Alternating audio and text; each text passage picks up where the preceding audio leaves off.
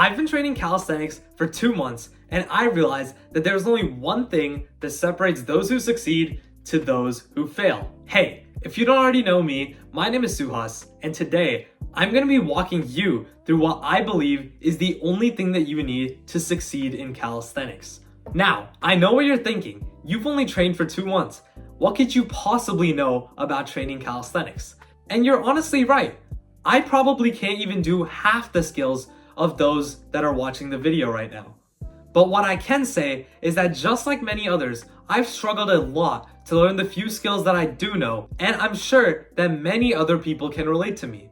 I encourage you that even if you're hard stuck on the fact that you know more than me, that you still watch through the entirety of this video and see if there's anything that you can take away from what I say. Alright, now that that's out of the way, let's get into the actual video. Now, even though I said I only started calisthenics 2 months ago, that's not when I actually started calisthenics. Now I know everything that I'm saying seems like it contradicts each other, but just hear me out for a second. When I meant that I started calisthenics 2 months ago, I meant that I started taking calisthenics seriously 2 months ago. When I first started calisthenics, however, was over a year ago. When I tell you how bad I was at it, you're probably not gonna believe me. While most people that start calisthenics are usually able to do a few push-ups or at least a knee push-up, me on the other hand couldn't even hold a plank for a few seconds. I know, it was bad. I quickly decided after starting that calisthenics just wasn't for me and gave up.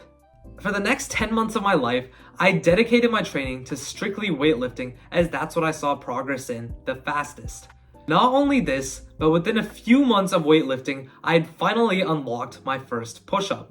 Since what I had thought in my head was that weightlifting led to my first push-up, I basically made the correlation that more weightlifting is equal to more body weight strength. Well, I couldn't have been more wrong. Because of this correlation, it took me over a year to achieve my first pull-up. Now, I'm not gonna go into detail about this right now, but if you're curious on that, I'm gonna link a video in my description, so please watch that. Anyway, after my weightlifting period, I decided to start trying calisthenics again.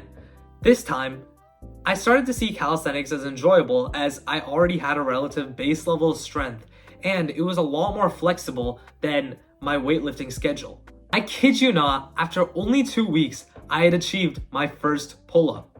So if you're still watching to this point, you're probably wondering, what was that thing that you said that you needed to get good at calisthenics? Well, I'll tell you, consistency. Before you click on this video thinking, I've heard this crap millions of times in other videos, I'm about to give you advice that you're not gonna find on any other YouTube video. Consistency doesn't mean working out regularly. At least, that's not the entire part of it. As I showed with my experience, working out consistently didn't help me achieve my first pull-up.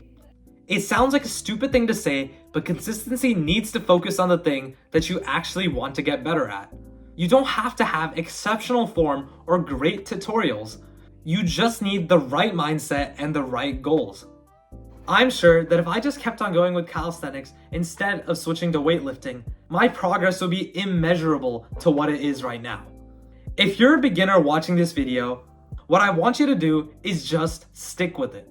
There's gonna be so many times where you wanna give up and you wanna take the easy way out. You know, your friend that weightlifts tells you about how he hits a new PR literally every single week.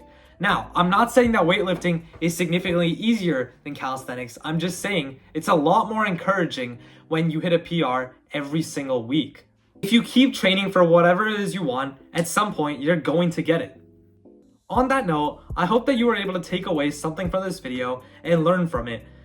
If you enjoyed, please feel free to subscribe or like. That's all I have for this video. Thank you so much and have a great day.